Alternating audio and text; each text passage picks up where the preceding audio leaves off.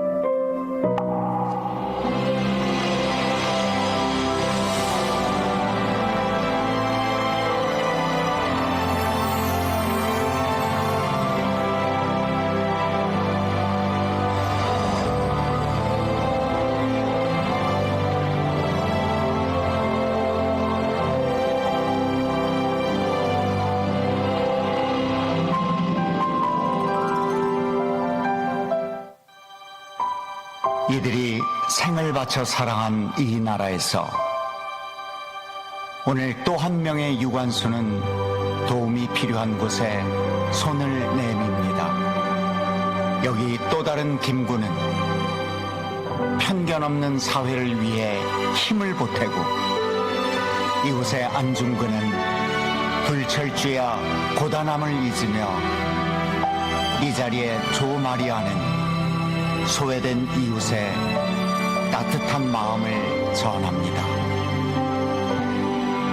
시대는 달라도 저마다의 방식으로 위대한 마음은 이어지고 있습니다.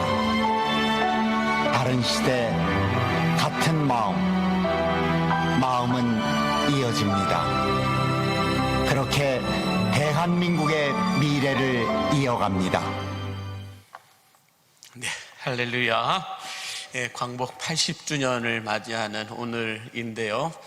여러분들도 나라를 사랑해서 나라의 독립을 위해서 헌신하고 수고했던 그분들처럼, 그분들의 후손들처럼 여러분들도 또 다른 독립운동가가 되어서 나라를 위하여서, 또 민족을 위하여서, 후손들을 위하여서 아름다운 흔적들을 남겨 놓으시되, 기도의 흔적, 또 사랑의 흔적, 복음의 흔적을 남기실 수 있게 되기를 간절히 바랍니다.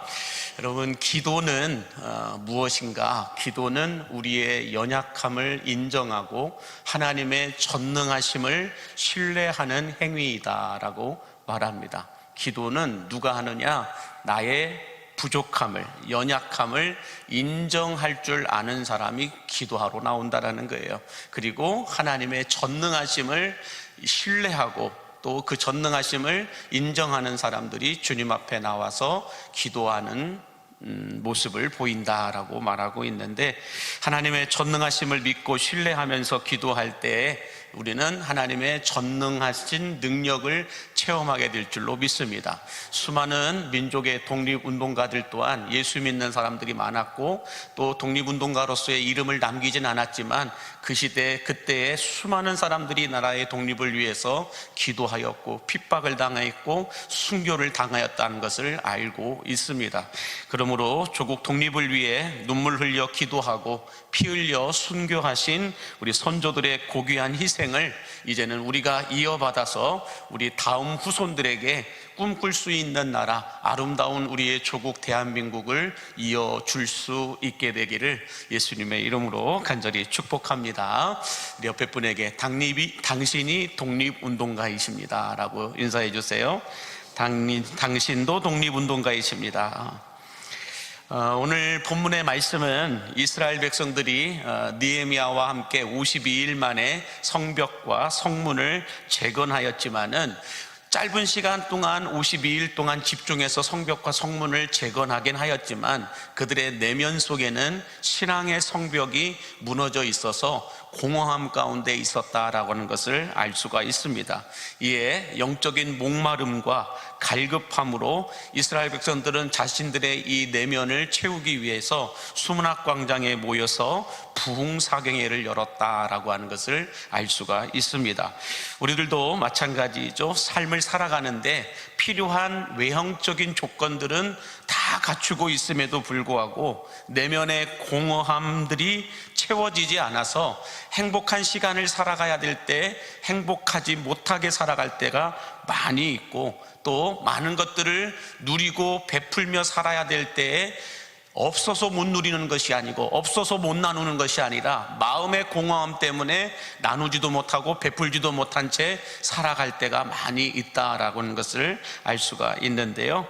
그래서 사람들은 이 내면의 공허함을 채우기 위해서 때로는 돈 버는 데에만 집중하고 명예욕에만 빠져 살기도 하고, 권력을 갖기 위해서 수단과 방법을 가리지 않을 때도 있고, 때로는 옳지 않은 방법으로 마약과 같은 약들을 통하여 자신의 이 내면의 공허함, 정신적인 세계를 안정되게 하기 위해서 뭔가 좀 평안함을 누리기 위해서 또 살아가는 모습들을 보게 되는데, 그런데 그렇게 한다고 해서 평안함을 누릴 수 있는 것이 아니라 오히려 더 공허함 가운데 빠지게 되는 것을 볼 수가 있습니다.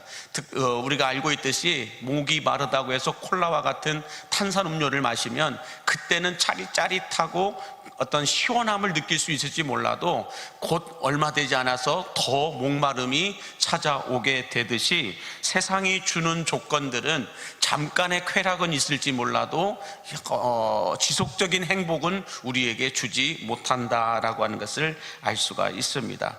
자, 그래서 이스라엘 백성들은 이렇게 외형적으로 보이는 52일 만에 예루살렘 성벽을 재건하고 성문도 다 만들었지만은 그들의 내면 안에 영혼의 목마름을 채우지는 못해서 하나님의 말씀을 듣기 위해 수문앞 광장에 다 모였다라고 말씀하고 있는 걸 볼 수가 있습니다. 자, 인간 내면에 하나님의 말씀이 절대적으로 채워져야 되고 필요하다라는 것을 깨닫게 된 R.A. 토레이라고 하는 목사님은 그의 책에서 이런 말을 남기셨어요. 한번 보여주실까요? 성경에는 많은 번역본이 있다. 그런데 이 세상에서 가장 위대한 성경 번역이 있다면 그것은 우리들의 삶으로 번역하는 것이다 라고 말하고 있습니다. 가장 성경에서 번역들이 많이 있지만은 가장 최고의 번역은 우리 삶으로 번역되어지는 것이다 라고 R.A. 토레이 목사님은 이야기하고 있는데, 바라기는 하나님의 말씀인 이 성경이 우리들의 머리로만 해석되어지고 번역되어지는 것이 아니라 우리들의 삶으로 번역되어지고 해석되어지는 삶을 통하여 전능하신 하나님의 말씀이 여러분의 삶 가운데로 옮겨지게 되고 체험되어지게 되기를 예수님의 이름으로 축복합니다. 자, 그러면 좀 더 깊이 있게 좀 들어가 보면 오늘 본문 4절에서 보시면은 수문학 광장에 모인 사람들 가운데서, 이스라엘 백성들 가운데서 말씀을 낭독하는 제사장 겸 학사 에스라와 이 에스라를 돕는 말씀 사역자 13명의 이름이 발음도 어렵게 쭉 기록되어져 있는 것을 볼 수가 있습니다. 자, 이 학사 에스라가 이 하나님의 말씀인 모세오경을 갖다가 쭉 낭독하려고 모세오경을 펼치자, 우리처럼 이렇게 책으로 된 게 아니죠. 두루마리를 쫙 펼치자 어떻게 이스라엘 백성들이 반응하였을까요? 5절 말씀에 보시면 5절과 6절 함께 같이 보겠습니다. 오늘 본문 5절과 6절 말씀 시작. 에스라가 모든 백성 위에 서서 그들 목전에 책을 펴니 책을 펼 때에 모든 백성이 일어서니라. 에스라가 위대하신 하나님 여호와를 송축하매 모든 백성이 손을 들고 아멘 아멘 하고 응답하고 몸을 굽혀 얼굴을 땅에 대고 여호와께 경배하니라. 자, 여러분, 이 모습이 지금 이 이스라엘 백성들이 수문학 광장에서 드려지고 있는 이 예배의 모습이 오늘날 우리 한국교회와 또 우리 광림교회가 앞으로 회복해야 할 예배의 장면임을 믿으시기 바랍니다.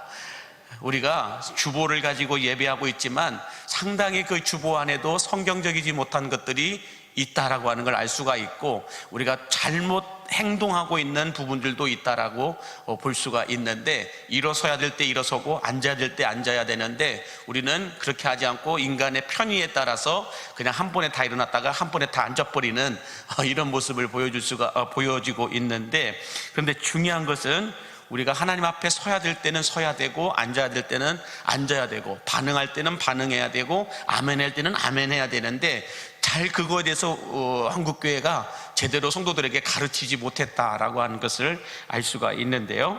자, 그런데 오늘 이 느헤미야서 이 수문학 광장의 예배만 보더라도 이 예배가 어떤 예배인가, 얼마나 중요한 예배인가를 우리에게 가르쳐주고 있는 걸 볼 수가 있습니다.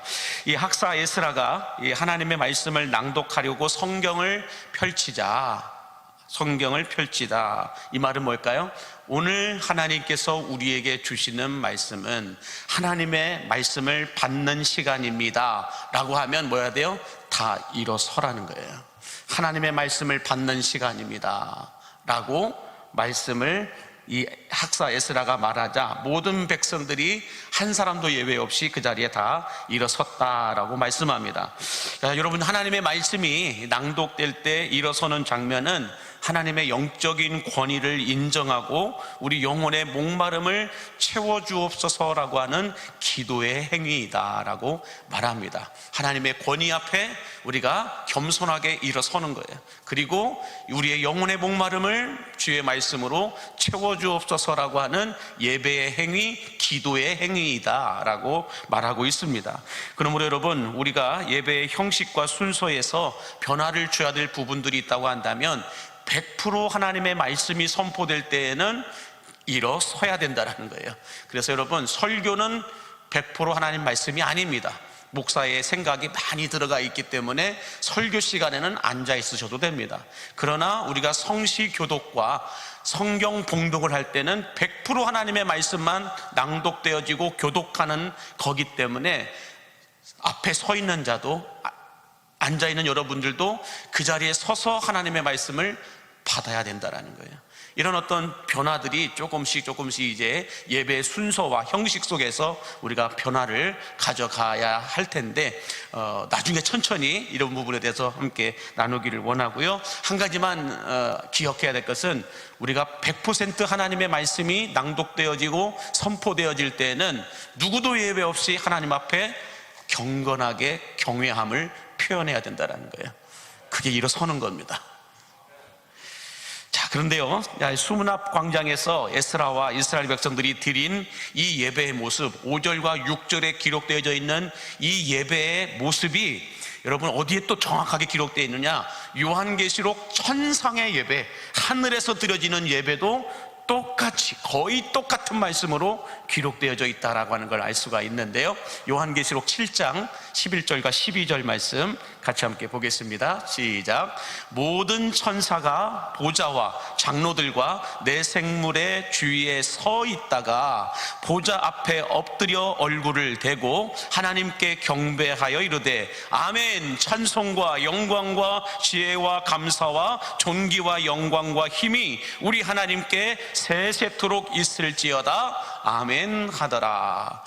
이 말씀과 느헤미야 오늘 본문 8장 5절과 6절의 말씀과 보면 똑같은 단어, 똑같은 말씀들이 그대로 기록되어져 있다라고 하는 걸 알 수가 있습니다.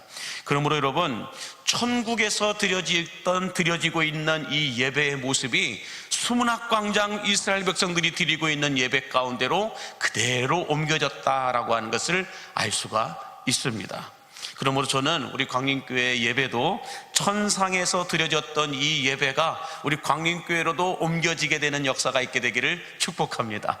수문학 광장에서 드려졌던 그 예배의 모습이 천상에서 드려지는 예배의 모습과 같았다라고 하는 것을 알 수가 있듯이 오늘 우리가 드려지는 이 예배가 인간들을 위한 예배가 아니라 천상에서 드려졌던 그 예배가 그대로 옮겨지게 되는 그런 교회, 그런 예배가 될 수 있기를 원한다면 아멘 하시기 바랍니다.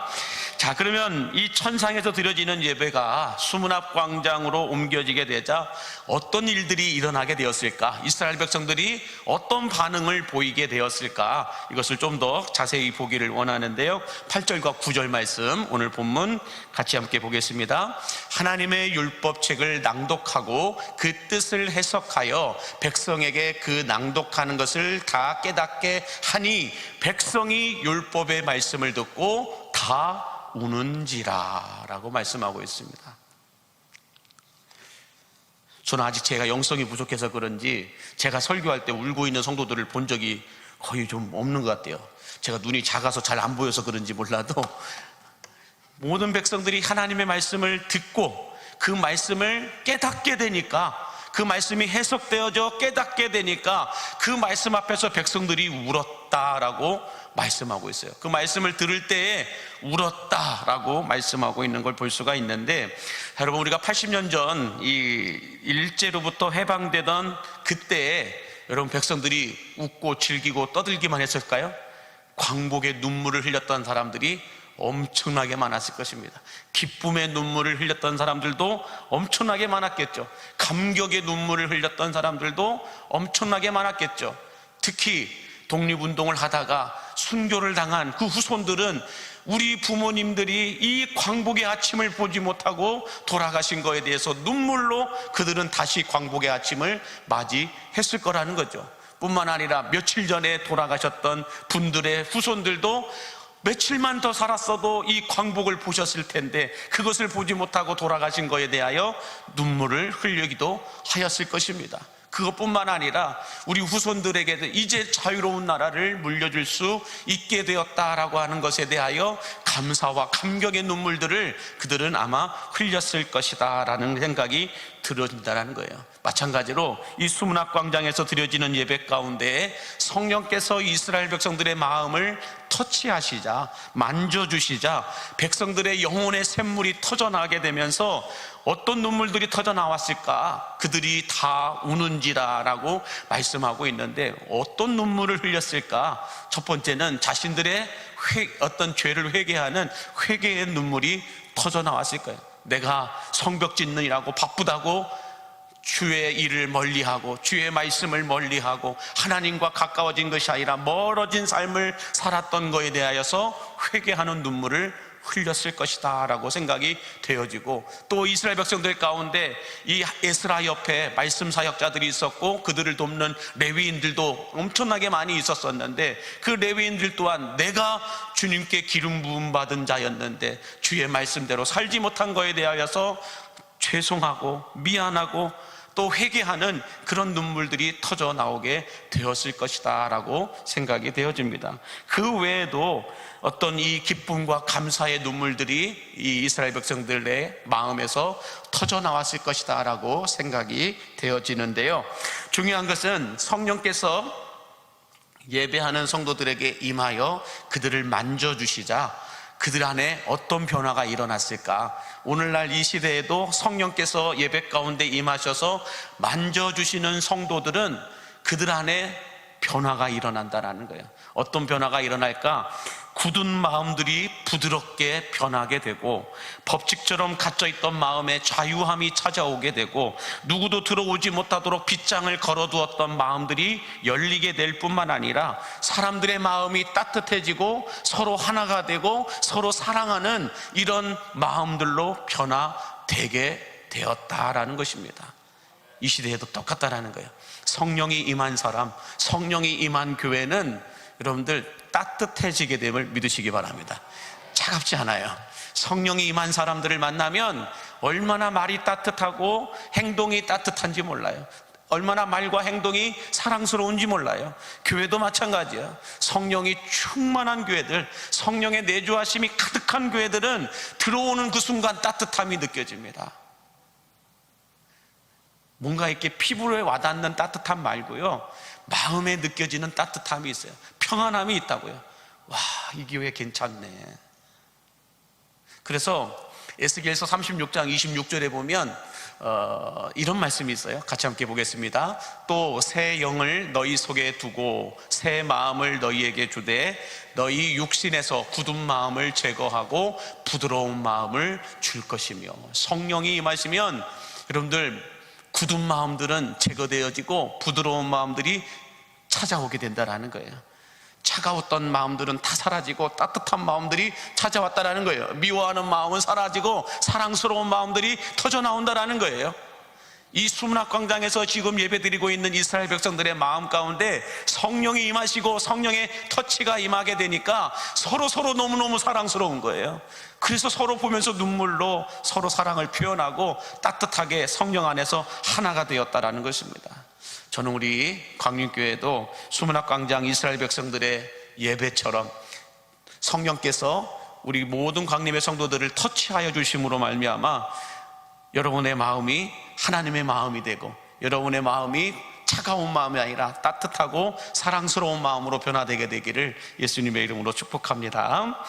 자, 이렇게 천국에서 드려지는 예배가 수문학 광장으로 옮겨지게 되면서 성령님의 거룩한 터치가 임하게 되자 감사와 감격의 눈물들이 또 마음의 변화들이 일어나게 되면서 백성들이 어찌할 줄을 모르는 거예요. 그러자 오늘 말씀의 주인공인 느헤미야가 오늘 보면 10절에서 이렇게 권면하고 있는 걸 볼 수가 있어요. 10절 시작.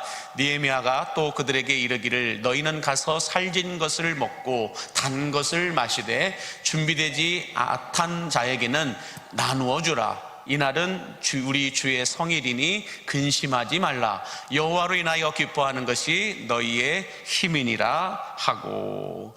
느헤미야가 어떻게 합니까? 총독 느헤미야가 국가적인 잔치를 벌이도록 합니다. 광복절을 선포한 거예요. 어찌 보면은 광복절 국가 기념일로 딱 공휴일로 정해가지고 이날은 온 백성들이 같이 기뻐하고 같이 음식을 나누고 또 살진 송아지를 잡고 그리고 단 것을 마시면서 서로 기뻐하고 즐거워라는 거예요. 그렇지만 중요한 단어 하나를 말합니다. 뭐라고요? 맨 밑에 반에 보니까 여호와로 인하여 기뻐하는 것이 너희의 힘이니라 라고 말씀합니다. 우리 이스라엘의 힘은 여호와로 인하여 기뻐하는 것이다 라고 말씀합니다. 광림교회의 힘은 여호와로 인하여 기뻐하는 것임을 믿으시기 바랍니다. 무슨 말이냐면 우리 인생에 필요한 힘, 능력은 하나님을 기뻐할 때에 얻어지게 된다는 겁니다. 다시 말해서 하나님과 함께 할 때, 하나님과 함께 기뻐할 때에 힘이 생기는 거고 능력이 나타나게 되는 것이다 라고 말씀하고 있는 거예요. 그럼 여러분 한번 생각을 해보십시오. 하나님이 없는 예배, 하나님이 없는 우리끼리만 드리는 예배, 그게 예배일까요? 하나님이 없는 헌신, 하나님이 없는 어찌 보면은 신앙, 하나님이 없는 인생, 그 인생에 힘이 있겠냐고요. 그 인생에 능력이 있겠냐는 거예요. 하나님이 없는 인생은 언제나 불안합니다. 잘 되는 것 같은데, 잘 가고 있는 것 같은데 그렇지 않다라는 거예요.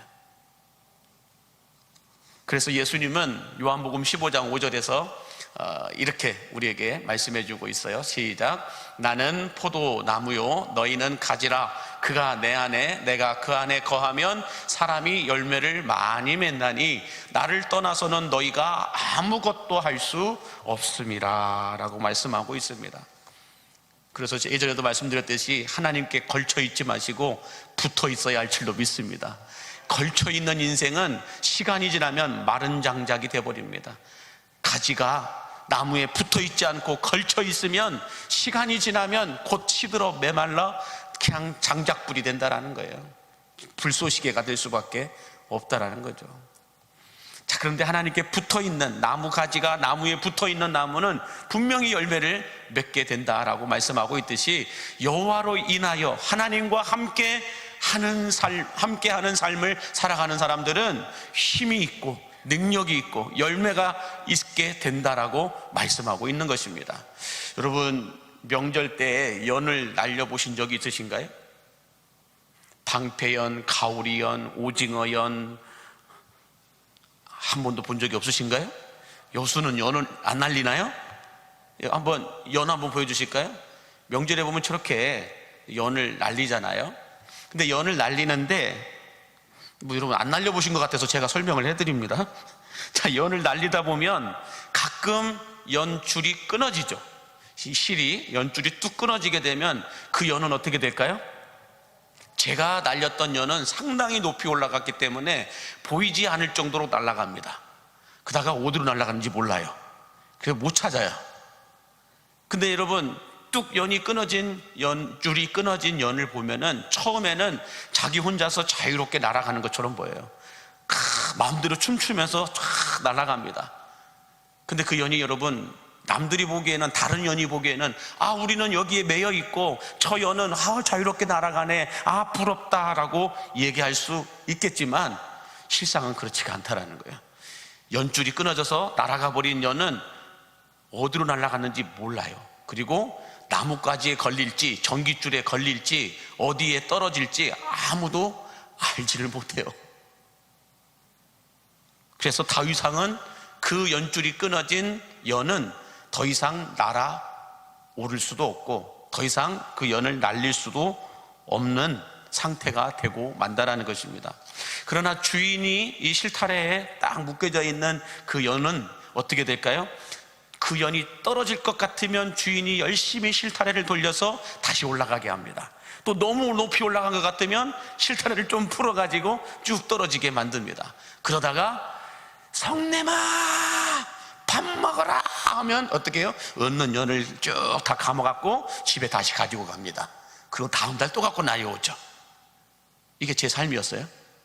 그래서 연을 날리다가 집에서 밥 먹으러 오면 열심히 연을 걷어가지고 집에 갖고 갔다가 놓아뒀다가 밥 먹고 다음날 다시 또 나와서 또 연을 날렸던, 또 쓰임받고 또 쓰임받고 또 쓰임받는 이 연이 된다는 거예요. 어떻게 될 때? 연줄에 실타래와 연과 이 사이에 연줄이 끊어지지 않고 붙어 있을 때 이런 일들이 일어나게 된다는 것입니다.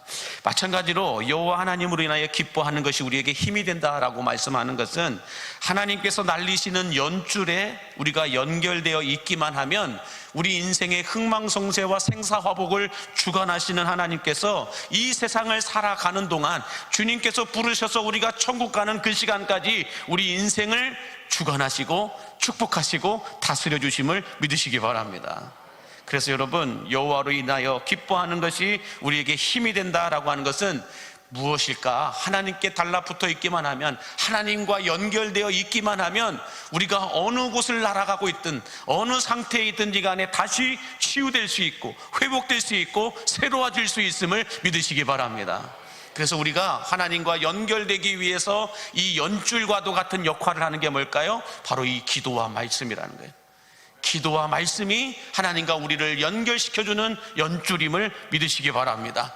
또한 교회 안에서 헌신하는 것들도 바로 이 연줄이고, 예배하는 것도 사역하는 것도 다 이 하나님과 연결되게 하는 연줄이라는 거예요. 특별히 여러분, 우리가 금요일 날 먼 예배 지킴이를 만들어 놔가지고 와서 이렇게 쉬는 날, 광복절 날 쉬어야지 교회가 특송을 하게 하냐? 특송 그거 하나 때문에 여러분 하나님과 연결되어 있는 것임을 믿으시기 바랍니다. 특송이 여러분 그냥 하는 게 아니에요. 하나님과 나를 그나마 끊어지지 않도록 연결시켜주는 연줄이 특송이에요. 뭔 특송을 이렇게 자주자주 돌아오냐? 그것이 여러분 감사하리고 그것이 힘임을 믿으시기 바랍니다. 1년에 한 번도 특송할까 말까 한 분이 있거든요. 진짜 불행한 거예요. 아슬아슬한 인생을 살고 있는 거예요. 하나님과 연결되어 있는 그 연줄이 아슬아슬하게 끊어지기 직전이라는 거예요. 그러나 계속해서 또 특송하고 또 특송하고 또 특송하고 또 특송하는 그런 분들은 연줄이 단단하게 연결되어 있는 거예요. 그래서 또 특송하러 또 쓰는 거고 특송하러 또 쓰는 거죠.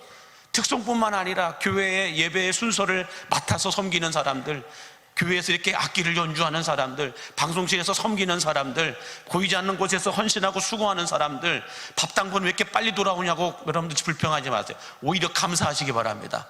하나님과 내가 연결되어 있는 연줄이에요. 밥줄이면서 연줄입니다. 그것 때문에 내가 그나마 하나님 앞에 한 번이라도 더 나올 수 있는 거예요. 그것이 아니면 자유롭게 살 것 같은데, 편안하게 신앙생활 할 것 같은데 아니에요. 불안한 거예요. 언제 어떻게 어디로 날아갈지 알 수가 없는 것입니다. 그러므로 여러분, 우리가 예배 순서 맡아서 기도 인도하는 것들도 여러분도 오히려 더 감사하시기 바랍니다. 건강한 사람은 계속 붙어 있어요. 그렇지 않은 분들은 1년에 한 번 가도 대표기도 못할 때가 많아요. 뿐만 아니라 우리가 훈련받는 것들도 나와 하나님을 연결시켜주는 연줄임을 믿으시기 바랍니다. 뭔 훈련을 이렇게 자주 해요. 옛날에는 안 했는 것 같은데 계속 이 훈련을 통해서 또 이런 훈련을 통해서 또 이런 훈련을 통해서 그나마 내가 하나님과 끊어지지 않고 연결되게 하는 것이라는 거예요. 그러므로 우리 모든 강림의 성도들은 여호와로 인하여 기뻐하는 것이 우리의 힘이 됨이라라는 이 느헤미야의 고백처럼 우리가 하나님과 연결되어질 수 있는 연줄이 있다고 한다면 세상 권력줄에 여러분 줄 서지 마시고 하나님의 연줄에 줄 서실 수 있게 되기를 간절히 바랍니다. 이렇게든 저렇게든 어떻게든 섬길 수 있고 나눌 수 있고 베풀 수 있는, 어떻게든 하나님과 연결될 수 있는 그 자리에 서 있는 그분이 여호와로 인하여 힘을 얻을 수 있고 능력을 받을 수 있는 분들임을 믿으시기 바랍니다. 자, 마지막으로 수문학 광장에서 천상의 예배를 경험한 이스라엘 백성들은 어떤 변화가 일어나게 되었을까? 그것은 1+1의 삶을 살게 되었다라고 말씀합니다. 하나님의 말씀을 그들이 한번 경험하게 되자 더 간절함과 사모함을 가지고 한 번 더 하나님의 말씀을 듣고자 그들은 몸부림쳤다라는 것을 알 수가 있는데, 자, 오늘 본문 3절과 13절 말씀을 보시면은 이렇게 말씀합니다. 시작. 수문학 광장에서 새벽부터 정오까지 남자나 여자나 알아들을 만한 모든 사람 앞에서 읽음에 뭇 백성이 그 율법책에 귀를 기울였는데, 그 이튿날 뭇 백성의 족장들과 제사장들과 레위 사람들이 율법의 말씀을 밝히 알고자 하여 학사 에스라에게 모여서, 참 중요한 말씀이 그 이튿날이라는 말이에요.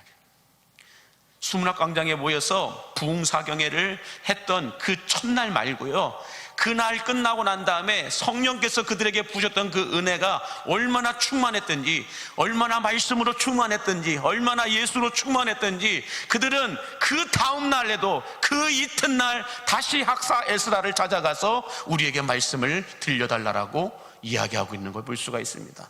그러므로 여러분, 충만한 사람들은, 그게 은혜이든 예수로든 성령이든 충만한 사람들은 1+1의 삶을 살아감을 믿으시기 바랍니다. 한 번 더 기도한다라는 거예요. 한 번 더 말씀을 듣는다라는 거예요. 한 번 더 하나님 앞에 나와 예배한다라는 거예요. 그래서 그들의 영성이 떨어지지 않고 충만하게 채워지도록 만들어 간다라는 것입니다. 그래서 여기 말씀해 보니까 새벽부터 정오까지 쉬지 않고 6시간 동안이나 그들은 말씀을 들었다라는 거예요. 말씀을 알아들을 수 있을 만한 모든 사람들은 다 앉아서 그 말씀을 들었다라고 말씀할 뿐만 아니라 그 이튿날에도 학사 에스라를 찾아가서 말씀을 들려달라고, 말씀을 깨닫게 가르쳐달라고, 우리를 훈련시켜달라고 말씀하고 있는 것을 볼 수가 있습니다. 한마디로 이들도 영성 온도를 올리는데 최선을 다했다는 거예요. 이스라엘 백성들도 어떻게 하면 영성 온도를 올릴 수 있을까? 1+1의 삶을 살았다라고 하는 걸 알 수가 있습니다.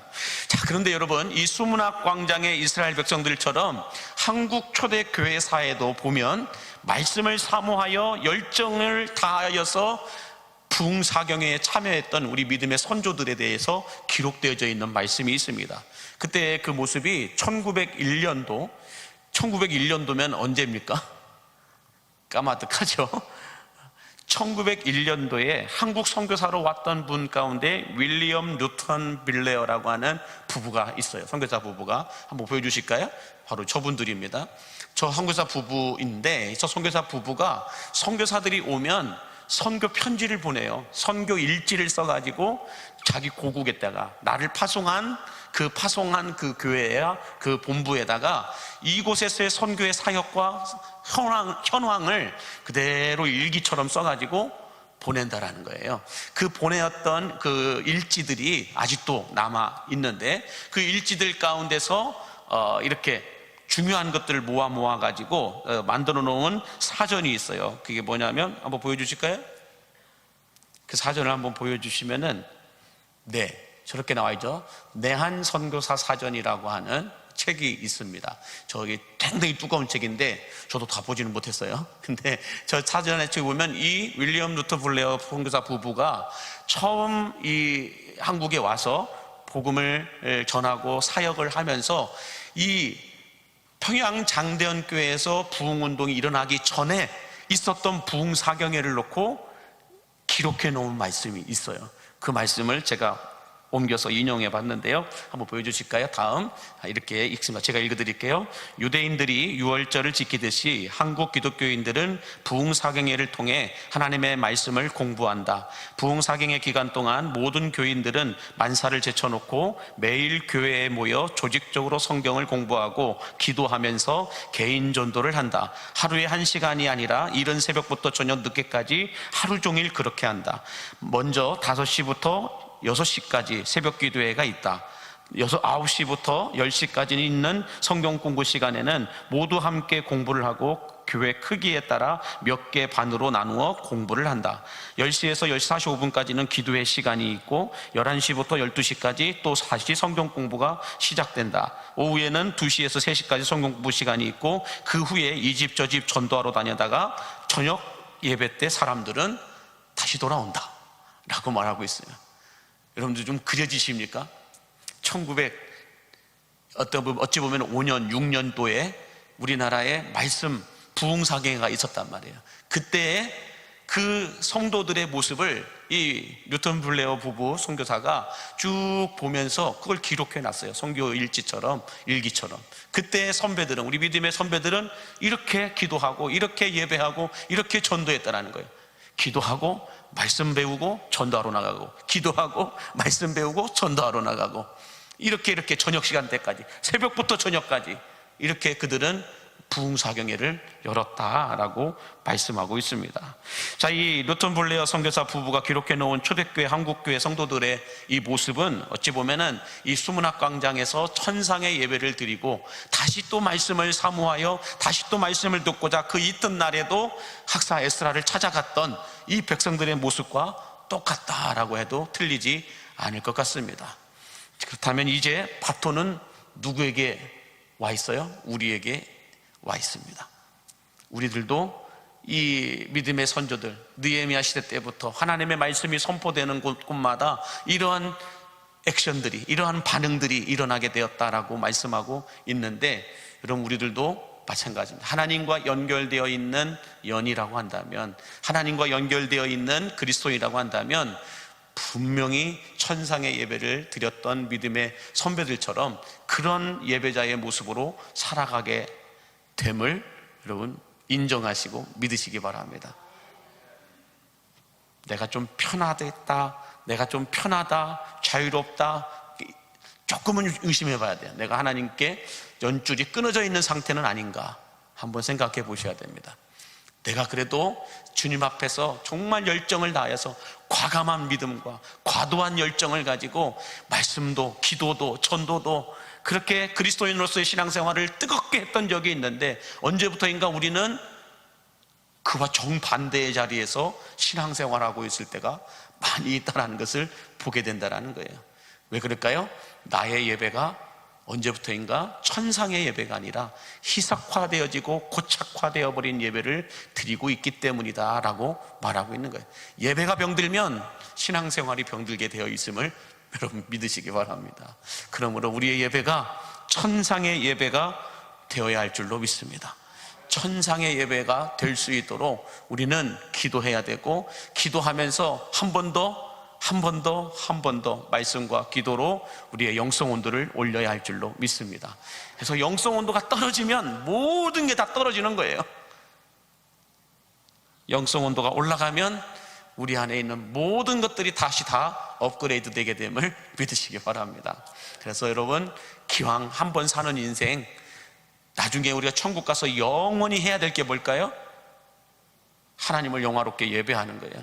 지금 이 땅에서 예배하기 힘들어하는 분들은 천국 진짜 가고 싶으신 분들인가 라고 생각이 되어질 때가 있어요. 천국 가면 영원히 하나님만을 영화롭게 예배하게 될 텐데, 이렇게 예배하는 걸 힘들어하는 때 보면 진짜 천국을 가고 싶은가, 천국 가서 어쩌려고 그러시나 라고 생각이 되어질 때가 많이 있는데, 여러분들 천국 가서 드려지는 예배는 상상을 초월하는 예배임을 믿으시기 바랍니다. 오늘 우리가 드려지는 이 예배를 통하여서 이 수문학 광장에서 모여서 기도했던 이 성도들처럼 우리들도 한 번 더 예배하고, 한 번 더 기도하고, 한 번 더 말씀을 듣고자 영적인 목마름으로 주님 앞에 달려나갈 수 있는 여러분들이 되시기를 주의 이름으로 간절히 축복합니다. 기도하겠습니다. 만복의 근원 되신 하나님, 천상의 예배가 수문학 광장으로 옮겨졌던 것처럼 수문학 광장에서 드려졌던 천상의 예배가 우리 광림교회로도 옮겨지게 하여 주옵소서. 천상의 예배가 드려질 때 나타났던 것처럼 하나님의 말씀이 우리들의 삶을 통해 번역되어지게 하여 주시고, 성령 하나님의 거룩한 터치가 있는 예배를 통하여 돌같은 우리의 마음들이 부드럽고 따뜻해지게 하여 주옵소서. 무엇보다 여호와를 기뻐하는 것이 우리들의 힘이 될 수 있도록 언제나 하나님께 연결되어져 있는 삶을 살아가게 하여 주시고, 믿음의 사람들에게 보여주셨던 신앙대로 한 번 더 기도하고, 한 번 더 말씀을 듣고, 한 번 더 예배함으로 인하여 우리의 영성 온도가 떨어지지 않고 더 뜨겁게 올라갈 수 있도록 우리 광림교회 성도들을 축복하여 주시옵소서. 예수님의 이름으로 기도하옵나이다. 아멘.